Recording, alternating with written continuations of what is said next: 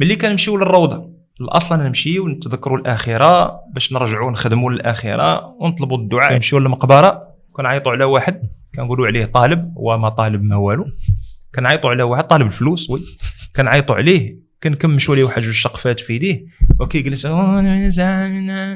يعلم واش غيقرا قران ولا غيخربق، الله اعلم. ان كنا كنمشيو للمقابر وكندخلوا نصليو صلاه الفريضه العصر مثلا ونصليو الجنازه على داكشي اللي جاي من معاه، وهما راه كيتضاربوا على 400 صلاه الفريضه ما يصليهاش يقرا لي القران. لكن كترسخ في اذهان الناس ان المقبره مديوره، القران مديور باش يتقرا على الموتى في المقابر، ومديور باش يتقرا على الموتى، ومديور باش لا كانت عندنا شي موت ولا شي حاجه كنقلبوا على شي كاسيطه ولا شي سي دي ولا شي ام بي 3 دابا نتيليشارجيو شي بركه ديال القران ونطلقوه الدار.